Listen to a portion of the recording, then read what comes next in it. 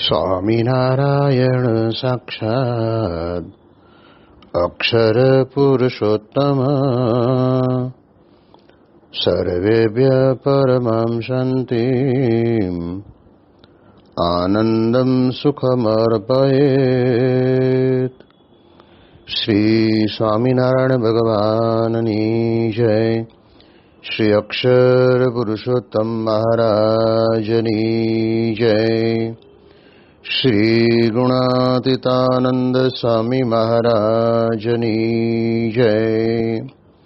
શ્રી પ્રમુખ સ્વામી મહારાજની જય.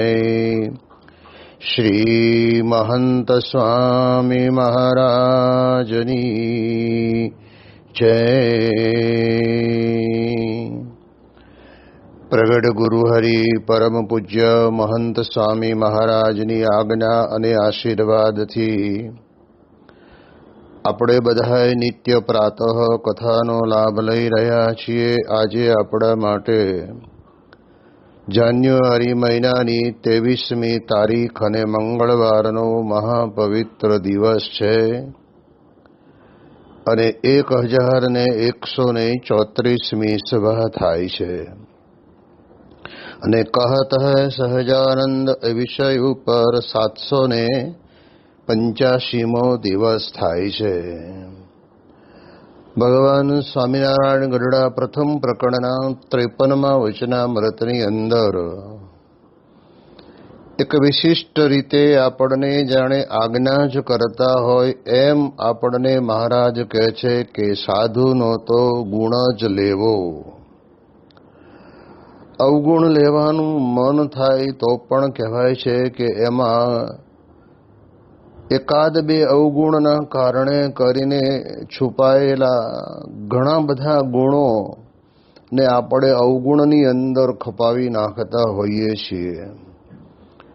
અને એવું જ્યારે આપણે કરીએ છીએ ત્યારે એનું ફળ આપણને મળે છે શું? તો કહેવાય છે કે ભગવાન અને સંતનો રાજીપો આપણા ઉપર રહેતો નથી. તેમ છતાંય કહેવાય છે કે અંતરની અંદર સ્વામી કે એને શાંતિ રહે નહીં. અવગુણ જોવાની જ દ્રષ્ટિ પડેલી હોય એને અર્ધ બળેલા કાષ્ટની જેમ ધૂંધવાયા જ કરતો વ્યક્તિ હોય. એટલે મહારાજ આપણને આગ્રહ કરીને કહે છે કે દરેક વ્યક્તિમાં એકાદ ગુણ તો પડ્યો જ હોય અને જ્યારે એ ગુણને આપણે લઈએ ત્યારે એનાથી આપણા જીવનની અંદર બીજા પણ ઘણી બધી પ્રકારના સદગુણો આપણામાં આવીને નિવાસ કરીને રહે છે. હવે મહારાજ આગળ આપણને વાત કરતા કહે છે કે પરમેશ્વરની બાંધેલ જે પંચવર્તમાનની મર્યાદા તેમાંથી કોઈક વર્તમાનનો તે સાધુ ભંગ કરે ત્યારે તેનો અવગુણ લેવો. એટલે અહીંયા આગળ વિચાર એ કરવાનો કે આપણે જાણી રાખવાનું કે જ્યારે આપણે આપણા આ સત્સંગની અંદર આત્મકલ્યાણ માટે આપણે આવ્યા છીએ ત્યારે જે પંચવર્તમાને યુક્ત એવા જે પરમ એકાંતિક સત્પુરુષ જ આપણું કલ્યાણ કરે છે. એવા પરમ એકાંતિક સત્પુરુષમાં જ ભગવાન નિવાસ કરીને રહે છે. જેમ મધ્યના 7ના વચનામૃતની અંદર મહારાજ પોતે મુક્તાનંદ સ્વામીના પ્રશ્નની અંદર મહારાજ કહે છે કે વૈરાગ્ય તો આપણા જીવનની અંદર નથી, પણ જો આપણે આ પ્રમાણે કહેવાય છે કે મહારાજ કે મુક્તાનંદ સ્વામીને કહે છે કે કોઈ અતિશય મોટા પુરુષ હોય અને તેની સેવા કરે તો એના જીવનની અંદર વૈરાગ વિવેક આદિ ગુણ પ્રગટ થઈ આવે. સેવા સંતની કરે અને દ્રષ્ટિ ભગવાન કરે એવી વાત આ વચનામૃતની અંદર લખે છે. એટલે આપણે એટલું તો સમજી જ લેવાનું કે જે સત્પુરુષ પંચવર્તમાને યુક્ત છે એવા સંતમાં ભગવાન અખંડ રહ્યા છે અને એ સંતનો આપણે ક્યારેય પણ જાગ્રત, સ્વપ્ન કે સુષુપ્તિની અંદર પણ આપણને કે નાનો સરખો પણ અવગુણ આવવો ન જોઈએ. એમાં બધા જ ગુણો દિવ્ય છે. જેમ આપણે ત્યાં આગળ સત્સંગની અંદર અષ્ટક કહેવાય છે ને કે ભગવાનનું બધું રુચિરમ છે, એમ ભગવાન અને સંતનું બધું જ કાર્ય દિવ્ય છે. એમાં આપણને સમજ ના પડે. આપણી એક ફરજ એટલી છે કે આપણને જે કંઈ વિચાર આવ્યો હોય તે વિચાર આપણે સત્પુરુષને કહી દઈએ, અને પછી સત્પુરુષને કરવું કે ન કરવું એ એમના ઉપર આપણે છોડી દેવાનું હોય છે. અને પછી વર્તમાનની અંદર કોઈ પણ સંતની આવી નાની મોટી ખોટ હોય તો એનો વિચાર આપણે અંતરની અંદર કરવાની જરૂરિયાત નથી. યોગીજી મહારાજ પોતે વાત કરતા ને કે માખીઓનો ઉપદ્રવ હોય અને જમવા બેઠા હોઈએ અને તે વખતના સમયની અંદર દૂધપાકના વાટકામાં માખીઓ આવીને બેસવાનો પ્રયત્ન કરે તો આપણે બાજુવાળાના થાળીની અંદર પણ જે વાટકામાં દૂધપાક હોય એની માખ ઉડાડવા જઈએ તો આપણામાં 2-5 પડે. એના પાત્રની અંદર આવતી જતી માખીઓને એ ઉડાડે અને આપણી માખીઓને આપણે ઉડાડીએ.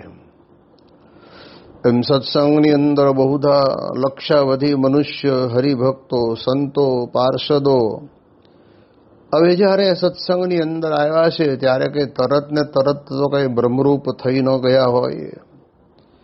અને એટલા જ માટે આપણને પ્રમુખ સ્વામી મહારાજ પોતે એ બધા સંતોની સાથે, હરિભક્તોની સાથે, કાર્યકર્તાઓની સાથે આપણને સેવા કરવાનો અવસર આપે છે. ત્યારે ઘણી વખત એકાદ અવગુણ આપણને આંખે ઉડીને વળગીને આવતો હોય એવું દેખાય, પણ ભગવાન સ્વામિનારાયણની જે આજ્ઞા છે, મર્યાદા છે, ગૃહસ્થ તરીકે કાર્યકર હોય તો કાર્યકરને પોતાના જીવનની અંદર એને જે પંચ વર્તમાન આપ્યા છે, એના જીવનની અંદર એક નારી સદા બ્રહ્મચારીનું જે સૂત્ર આપ્યું છે એમાં અતિ દ્રઢ હોય તો કહેવાય છે કે આપણે એનો અવગુણ લેવો નહીં. અને કદાચ એની ભૂલ હોય તો આપણે વિચાર કરવાનો કે ભગવાનને પ્રાર્થના કરવાની કે એની જે ભૂલ હોય એ એને સમજાય. પણ સત્સંગની અંદર એ ધીમે ધીમે કરતા કરતા પોતાના ભૂલમાંથી પોતે બહાર નીકળી જાય અને ભગવાન અને સંતને રાજી કરવાના શુદ્ધ રસ્તા ઉપર પોતે આવી જાય. પરંતુ એનામાં રહેલી અવગુણની વાતો એ આપણે જ્યાં ત્યાં કર્યા કરીએ તો સ્વામી કે આપણું અંતર જ એવું જબરજસ્ત વલોવાઈ જાય ને કે જે કંઈ સત્સંગની અંદર આવ્યા પછી આપણને નાનું મોટું સુખ મળતું હતું એ સુખ જતું રહે અને વિચાર આપણને બીજાના જ આવ્યા કરે કે આમ કેમ હશે. પણ મહારાજ અહીંયા કહે છે કે આપણે તો એવા ભાગ્યશાળી છીએ કે આપણને જે સત્પુરુષની પ્રાપ્તિ થઈ છે એ સત્પુરુષ પંચવર્તમાનની બાંધેલી જે મર્યાદા છે એમાંથી લેશ માત્ર પણ પોતાના જીવનની અંદર એમણે ક્યારેય પાછીપાની કરી નથી. સંપૂર્ણપણે વર્તમાનનું યથાર્થ પાલન કર્યું છે. એ પંચવર્તમાનને આપણે ટૂંકમાં સમજવાનો પ્રયત્ન કરીએ તો કહે છે કે શાસ્ત્રે કયા એવા જે નિષ્કામ, નિર્લોભ, નિસ્વાદ, નિસ્નેહ અને નિર્માન. તો નિષ્કામ ધર્મની બાબતની અંદર આપણે બધા જાણીએ છીએ કે મહારાજના વખતથી મહારાજ પોતે પોતાના અક્ષરધામની વિશેથી આવો નિષ્કામ ધર્મરૂપી એક એકાંતિક ધર્મની અંદર આપણને સહાયરૂપ બને એવો ધર્મ પોતે લઈને આવ્યા. એટલે મહારાજ પોતે એવું કહેતા કે હું અક્ષરધામને વિશેથી આ બધા નિયમો લઈને આવ્યો છું. સ્ત્રી પુરુષ મર્યાદાને સારી રીતે આપણે એનું પાલન કરવું એ સુગાળવો છું. જો એની સુગ તમને નીકળી ગઈ તો પછી પોતાનું જ કરેલું પોતાને જ ભોગવવાનો વારો આવે છે. એમાં એવું નથી હોતું કે ભાઈ ભગવાનને આશરે આવ્યા અને ભગવાને કેમ આપણને આ નિયમ ધર્મની અંદર લોપ થતો તો ને આપણને કહ્યું નહીં, અથવા તો આપણને ધ્યાન દોર્યું નહીં, અથવા તો આપણી ભૂલોને માફ કરીને આપણને આગળ લઈ ગયા નહીં. ચાલતા ચાલતા આપણે જઈએ છીએ તો રસ્તામાં ખાડા ટેકરા કાંટા કાંકરા આવે તો એનું ધ્યાન તો આપણે રાખવું પડે ને, કારણ કે એના માટે તો આપણને આંખ આપી છે. એમ સત્સંગની અંદર જ્યારે આપણે આવ્યા છીએ ત્યારે આપણે સત્પુરુષ સામે નજર રાખવાની. અને સત્પુરુષના જીવનની અંદર આપણે જોયું કે ગુણાતીતાનંદ સ્વામી એ પોતે જૂનાગઢની અંદર 40 વર્ષ પર્યંત રહ્યા અને ત્યારે તે વખતે ત્યાંના ઘણા બધા નાગર મુમુક્ષુઓ અક્ષર બ્રહ્મની ધારદાર વાતો સાંભળવા માટે એ નિયમિતપણે કથા વાર્તાની અંદર આવતા હશે. અને ત્યારે કોઈકે કહ્યું ને કે સ્વામી, તમારો નિષ્કામ ધર્મરૂપી જે વર્તમાન છે એને જોઈને અમે બધા આશ્ચર્યચકિત થઈ જઈએ છીએ કે અત્યારના આ કલિકાળની અંદર આ પ્રકારે આવું અદ્ભુત બ્રહ્મચર્યનું વ્રતનું પાલન કરવાનું આપ કરો છો. અને ભગવાન સ્વામિનારાયણે પરમહંસોને બધાને આ રીતે વર્તાવ્યા છે. આજે જગતની અંદર જોવા જઈએ તો આ બધો ભેળીહાળો થઈ ગયેલો છે. અરે મહારાજે પણ વચનામૃતમાં લખ્યું છે કે પુરુષને સ્ત્રીમાં હેત થાય ને સ્ત્રીને પુરુષમાં હેત થાય. એક સ્વાભાવિક રીતે આ લખેલું છે અને છે, પણ એમાંથી લેશ માત્ર ક્યાંય વૃત્તિ કોઈ જગ્યાએ લાગે નહીં. અને એક માત્ર ને માત્ર પોતાના વર્તમાનની અંદર એ દ્રઢ રહે. ત્યારે અમારા કાળજા કહેવાય છે કે તમારા પંચ વર્તમાનના કારણે કરીને આ પ્રમાણે ધ્રુજી જાય છે. આવું પંચ વર્તમાનની અંદર કહેતા કે નિષ્કામ ધર્મની અંદર રહેવું મુશ્કેલ છે.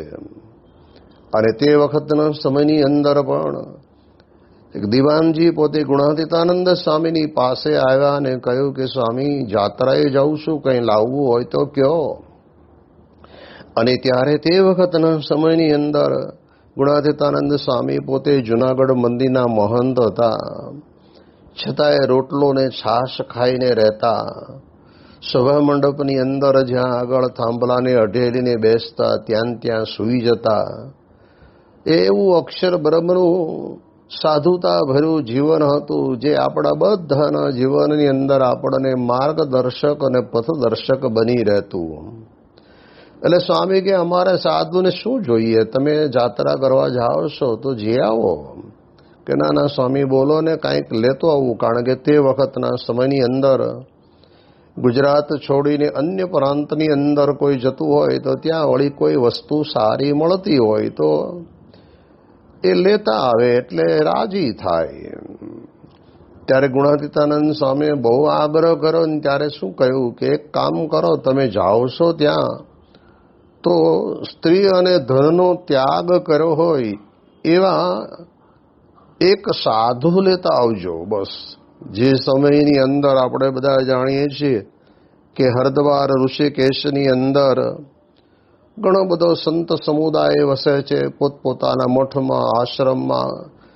એ આશ્રમ અને મઠની જે મર્યાદા હોય એ પ્રમાણે રહેતા હોય છે, એમાં આપણે કોઈ પ્રશ્ન નથી. અને ત્યારે એ પોતે આવ્યા, જ્યાં જ્યાં જાત્રામાં ગયા અને ત્યાં એમણે નજર નાખીને જોયું કે પેલું સંપેતરું ગુણાતીતાનંદ સ્વામીનું મારે લઈ જવાનું છે અને લાવો એની તપાસ કરું.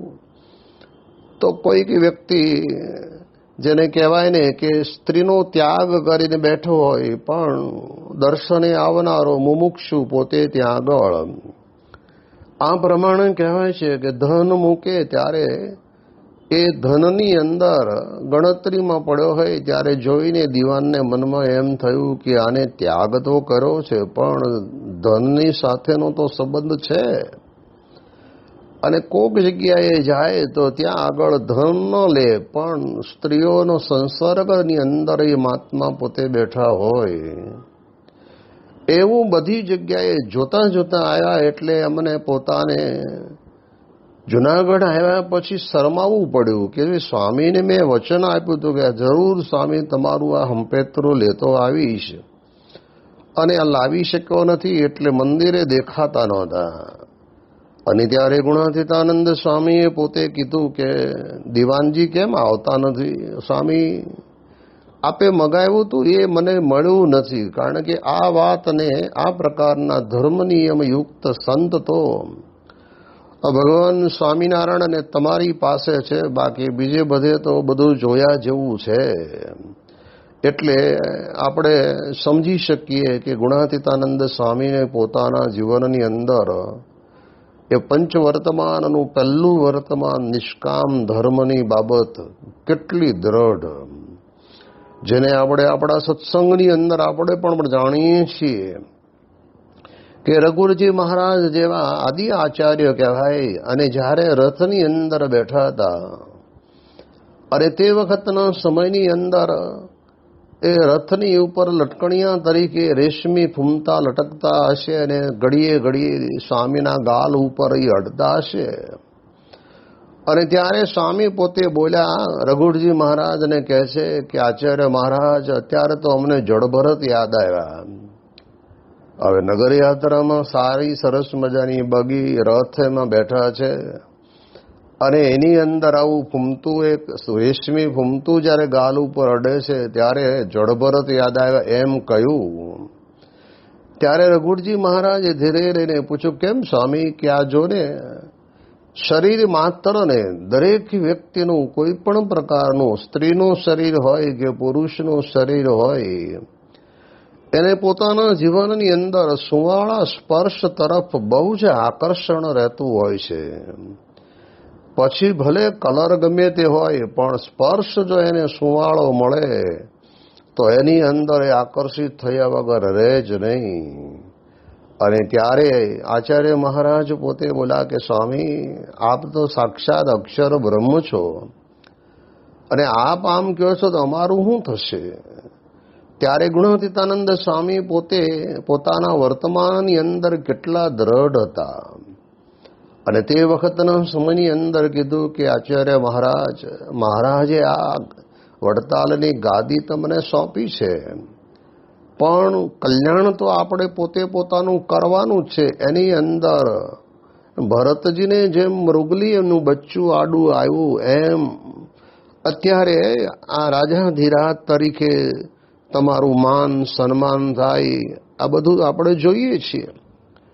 પણ એમાં પણ જો વિચાર ન રહે તો ક્યાં જતું રહેવાય ખબર ન પડે. અને અક્ષર બ્રહ્મ પોતે બોલ્યા કે તમે ભલે વડતાલ ગાદીના આચાર્ય હો, પણ તમારા રથની અંદર એક નાની એવી 1.5 વર્ષની બાળકી બેઠી હોય અને એની અમને ખબર પડે તો અમે જુનાગઢ મંદિરના દરવાજા તમારા માટે બંધ કરી દઈએ. કેટલું બધું જબરજસ્ત નિષ્કામ ધર્મની બાબતની અંદર પોતાને પણ પાલન કરવાની જેને કહેવાય દ્રઢતા, અને બીજાને પડાવવા માટે આચાર્ય મહારાજ તો પોતે અતિ ઉત્તમ મુમુક્ષુ હતા. અને રઘુરજી મહારાજે પોતે ગુણાતીતાનંદ સ્વામીનો સમાગમ પણ કર્યો છે અને તદભાવને પણ પામી ગયા છે.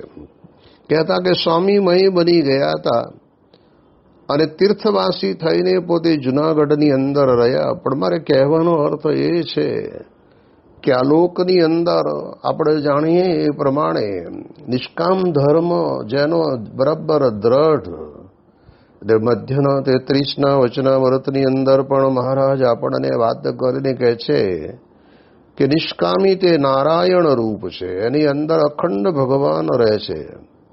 આ માત્ર ને માત્ર એકલો નિષ્કામ ધર્મ જ પાળતો હોય અને પ્રત્યક્ષ સ્વરૂપનો નિશ્ચય ન હોય ને તો પણ ભગવાન ના રહે. માત્ર એકલો નિષ્કામ ધર્મ નહીં, પણ સાથે સાથે બાકીના જે આ 4 બતાવ્યા એની અંદર પરિપૂર્ણ હોય અને સાથે સાથે પોતે અખંડ અંતરની અંદર ભગવાનને ધારણ કરીને રહ્યા હોય અને તેમ છતાં પણ ક્યારેય સંપ્રદાયની મર્યાદાની અંદર જે રીતે રહેવાનું કહ્યું છે એ પ્રમાણે રહે અને એના કારણે કરીને એ જીવનની અંદર એવા સંત છે, એમાં અખંડ ભગવાન રહે છે. સંસારમાં રહેનાર વ્યક્તિએ પણ બહુ જ પોતાના જીવનની અંદર આગવું ધ્યાન રાખવું જરૂરી છે. અત્યારે તો એટલું બધું જબરજસ્ત વાતાવરણ ડોળાયેલું છે.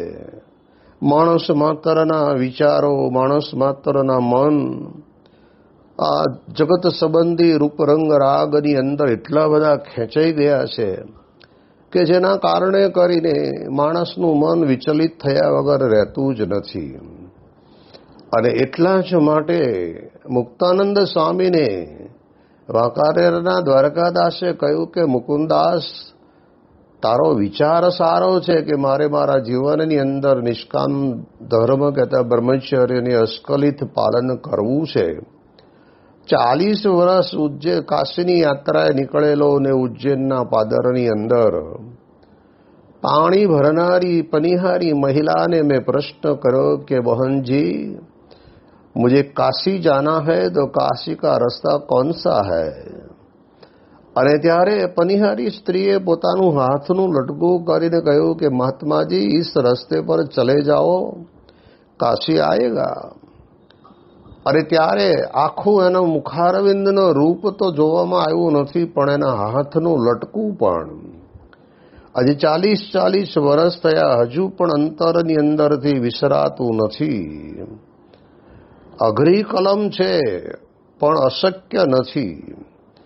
ત્યારે આપણે વિચાર કરવાનો કે મહારાજ કે આવા જે પરમ એકાંતિક સત્પુરુષ જેના જીવનની અંદર પંચવર્તમાનની અંદર બરાબર દ્રઢ હોય અને આપણા ગુણાતીત ગુરુવર્યોના જીવનની અંદર આપણે જોયું છે કે મહારાજની અણિશુદ્ધ આજ્ઞા પાળીને એમણે પંચવર્તમાનમાં કહેતા નિષ્કામ ધર્મની અંદર અડગ રહ્યા છે. યોગીજી મહારાજ પોતે યોગી ગીતાની અંદર આપણને વાત કરીને કહે છે ને, લંડનથી જ્યારે દેશમાં પાછું આવવાનું હતું ત્યારે તે વખતે સ્વામી બોલ્યા, સ્વામી કે અમારા ગુરુ શાસ્ત્રીજી મહારાજનો સિદ્ધાંત જે મહારાજે પ્રવર્તાવ્યો છે એ જ કે ધન કરતા ધર્મ વધે, એમ આપણે પણ આપણી સ્ત્રી પુરુષ મર્યાદાની અંદર ક્યારે પણ એની અંદર ફેરફાર થવા દેવો નહીં. એટલે એ દ્રષ્ટિથી એ નિષ્કામ ધર્મની અંદર આપણા ગુણાતીત ગુરુવર્યો કેવું વર્તી ગયા. અમેરિકાની અંદર જ્યારે 1980ની સાલમાં પ્રમુખ સ્વામી મહારાજ પોતે વિચરણ દરમિયાન હતા અને ભગવાન સ્વામિનારાયણના ઉદ્ઘોષનું વિચરણ હતું. અને એવા સમયની અંદર સ્વામી પધરામણે નીકળ્યા હશે એટલે ડાબા પગની મોજડી જમણા પગમાં નાખીને જમણા પગની મોજડી ડાબા પગમાં નાખતા હતા. ત્યારે જે સંતો સાથે હતા એમણે કહ્યું, સ્વામી આ હવળ કેમ થયું? કોઈ તકલીફ છે? ત્યારે સ્વામી કે દેખાય જ છે ક્યાં? હવે જેને આંખે કરીને ઝાંખપ આવી ગયેલી હતી અને અમેરિકાની અંદર જે વિચરણ ચાલતું હતું એ વિચરણને અટકાવીને સંતોએ તપાસ કરવા કહ્યું. ત્યારે સ્વામી કે આપણે અત્યારે અહીંયા કંઈ કરવું નથી, આપણે તો દેશમાં જઈને બધી જ જે કંઈ ક્રિયા કરવી એ કરશું. અત્યારે હરિભક્તોએ રજા લીધી હોય, હોલ ભાડે બુક કરાવી દીધા હોય, બધું આયોજન થઈ ગયું હોય, બધું એ લોકોનું રખડી પડે. પણ જ્યારે તપાસ કરવામાં આવીને ત્યારે ડૉક્ટર અચિંતન પોતે કહ્યું કે સ્વામીજી લેટ કરવામાં બહુ જ કષ્ટદાયક પ્રશ્ન થશે, જામર આવી જશે ને તો કાયમ માટેની આંખ જશે, એટલે મોતિયાનું ઓપરેશન તો કરવું જ પડશે. અને સર્વાનુમતે પછી નિર્ણય લેવાયો. ત્યારે પ્રમુખ સ્વામી મહારાજને ખાલી પૂછવા આવ્યા કે બાપા ડૉક્ટરની જોડે મદદગાર તરીકે કોઈ પુરુષ નર્સ મળતું નથી, કારણ કે પરદેશની અંદર તો એવું અસંભવ છે. કોઈ સ્ત્રી નર્સ મળે છે એટલે આપને ઓપરેશન કરવાનું થાય ત્યારે એનેસ્થેસિયા આપીને તે વખતે આપણને બેભાન કરી દેવામાં આવે, પછી જોડે એ સ્ત્રી નર્સ પોતે મદદગાર તરીકે રહે તો ચલાવી લેવું પડશે. અને ત્યારે પ્રમુખ સ્વામી મહારાજ પોતે મક્કમતાથી બોલ્યા, ભલે મારી આંખ મોતિયાના કારણે કરીને જાય એનો મને વાંધો નથી, પણ મારા ઈષ્ટદેવ ભગવાન સ્વામિનારાયણની આજ્ઞા અને આપેલી મર્યાદાની અંદર એ મર્યાદા છોડીને મારે આ આંખે કરીને દેખતું થવું એ યોગ્ય નથી. અને આવી જ્યારે એમના જીવનની અંદર મક્કમતા હતી ત્યારે ભગવાનની ઈચ્છાથી પુરુષ નર્સ પણ મળી ગયા, સરસ ઓપરેશન થયું. આપણે કહેવાનો અર્થ એ છે કે કેટલું જબરજસ્ત મહારાજની આજ્ઞા પ્રમાણે જીવન જીવવાનું એમના મનની અંદર દ્રઢ રહે છે. એ પ્રમુખ સ્વામી મહારાજ 1985ની સાલની અંદર જ્યારે 1983માં હાર્ટ એટેક આવ્યો, 85માં લંડન સુવર્ણતુલા મહોત્સવ વખતે વધાર્યા ત્યારે તે વખતના સમયની અંદર 18 કલાકની મુસાફરી હતી અને ડૉક્ટરના કહેવા પ્રમાણે દવા લેવી પડે એવો જરૂરનું, કારણ કે હાર્ટ એટેકના પેશન્ટને તો અમુક દવા લેવી જ પડે. એટલે એના કારણે કરીને સ્વામીશ્રી પોતે ત્યાં આગળ ભાનુભાઈના બંગલે સ્નાન કરી લીધું, એરપોર્ટ ઉપર આવ્યા, 1:30 વાગે પ્લેન ઉપડ્યું, પ્લેનમાં પૂજા પણ કરી. આ બધું જ સંતોના કહેવા પ્રમાણે સ્વામીશ્રીએ બધું કરી લીધું, પણ પોતાને જે પાળવાની મર્યાદા છે એ મર્યાદાની અંદર ચૂક ના આવવા દીધી. અમે તો સાથે હતા. દુબઈ આવ્યું ને દુબઈના એરપોર્ટ ઉપર ઠાકોરજીને નાસ્તો કરાવ્યો અને સ્વામીને કહ્યું કે તમે ઉકાળા પાણી કરી લો. સ્વામી કે આપણે અત્યારે નહીં, બપોરે જોઈશું, પણ કે બાબા દવા અત્યારે લેવાની છે અને કંઈક થોડું ઘણું તો અંદર પેટમાં જવા દેવું પડે પછી જ દવા લેવાય. સ્વામી કે દવા આપણે બપોરે લઈશું. એમ કરીને એમની ધર્મ નિયમ પાળવાની યુક્તિ કેવી જબરજસ્ત. બપોરે પણ ન જમ્યા અને સાંજે ત્યાં પહોંચ્યા ત્યારે પ્રમુખ સ્વામી મહારાજે બધાને કહી દીધેલું. અમે જેટલા પ્લેનની અંદર હતા એમાં ઘણા ખરાએ નાહી લીધું હતું, પૂજાએ કરી લીધી હતી, પણ સ્વામી કે બધાએ મંદિરે પહોંચી સ્નાનાદિક ક્રિયાથી પરવારી પૂજા પાઠ કરી અને પછી જ આપણે પાણી પીવાનું. અને સ્વામી બાપાએ એ પૂજા કરી લીધેલી હતી છતાં પણ મંદિરે આવ્યા, સ્નાનાદિક ક્રિયા કરી અને ત્યાં આગળ પૂજામાં બિરાજમાન થયા. પૂજા પછી આશીર્વાદ આપ્યા અને પછી સ્વામી બાપાએ પોતે 18 કલાક પછી કહેવાય છે કે એ પ્રમાણે ભોજન અંગીકાર કરવા બિરાજ્યા. હવે અહીંયા કોઈ પણ પ્રકારનો એવો કંઈ સ્પર્શ થયો હોય એવું તો મેં જોયું નહોતું, પણ એમના અંતરની અંદર કેટલી દ્રઢતા કે જ્યારે આપણે બહાર વિચરણની અંદર જેને કહેવાય કે અન્ય જનરલ જેને કહેવાય વાહનોની અંદર જ્યારે આપણે જતા હોઈએ ત્યારે આપણે આપણી મર્યાદામાં બરાબર રહેવું પડે. એટલે નિષ્કામ ધર્મની બાબતની અંદર આપણે બહુ જ પ્રેમથી પ્રમુખ સ્વામી મહારાજને કેટલી બધી વખત આપણે એવી રીતે નિહાળ્યા છે. સ્વામી બાપા ન્યુયોર્કની અંદર ઉતારેથી સભામાં જતા હતા, રસ્તામાં કાર્યકર કે સ્વામી બાપા રસોડાની અંદર આ રસોઈ બનાવી છે, હરિભક્તોની સંખ્યા વધી છે એટલે દ્રષ્ટિ કરતા જાઓ. એવામાં કોઈક સડસડાટ કરતી નાની એવી બાળકી બધાની વચમાંથી, સંતોની આજુબાજુ સંતોય હતા, હરિભક્તોય હતા, એમાંથી પસાર થઈ હશે. હવે બીજા હરિભક્તોને તો કોઈને બહુ ખબર રહી નહીં, સ્વામીશ્રીની એ ચપળ દ્રષ્ટિની અંદર આવી ગયું એટલે સ્વામીએ કંઈ બોલ્યા પણ નહીં કે તમે બધા આટલા બધા ભેગા રહો છો અને ધ્યાન રાખવું જોઈએ ને, કંઈ જ નહીં. બધી દ્રષ્ટિ કરી અને પછી સભામાં આવ્યા. સભાની અંદર કથા વાર્તામાં પણ કોઈ આ પ્રકારનું ઉદ્ગાર નહીં. અને એના પછી ઉતારે આવીને બાથરૂમની અંદર ગઈ અને સાવબળ કપડે નાહી લીધું, જમવા પણ બેઠા, પાટલા ઉપર ભોજન પણ આવી ગયું. પણ પ્રમુખ સ્વામી મહારાજ તે વખતે શ્લોક બોલાઈ ગયો અને ધીરે ધીરે થાળને ધક્કો મારીને કહે છે કે મને સહેજ પણ જમવાની ઈચ્છા નથી થતી. અને ત્યારે સમજી ગયા સંતો કે આ પ્રમાણે નાયા એનું કારણ જ આ હશે. એટલે વિવેક સાગર સ્વામી કીધું કે બાપા હું ભેગો જ હતો અને આપને કોઈ પણ પ્રકારનો સ્પર્શ થયો નથી. અને ત્યારે તે વખતના સમયની અંદર સ્વામી બાપાએ એવું કીધું, બાપા કે મને સહેજ શંકા જેવું લાગે છે. અને એના કારણે કરીને સ્વામીશ્રી પોતે રાત્રે જમ્યા નહીં. ત્યારે આ સત્પુરુષના જીવનની અંદર રહેલો જે નિષ્કામ ધર્મ, એવા જે સત્પુરુષ આપણને મળ્યા છે, એટલે એમના યોગની અંદર આવનારા તમામ નાના મોટા સંતો હરિભક્તોમાં પણ આ વર્તમાનની વિશેષ દ્રઢતા રહે, એની વિશેષ વાતો આપણે આવતીકાલે કરીશું. શ્રી સ્વામિનારાયણ ભગવાનની જય.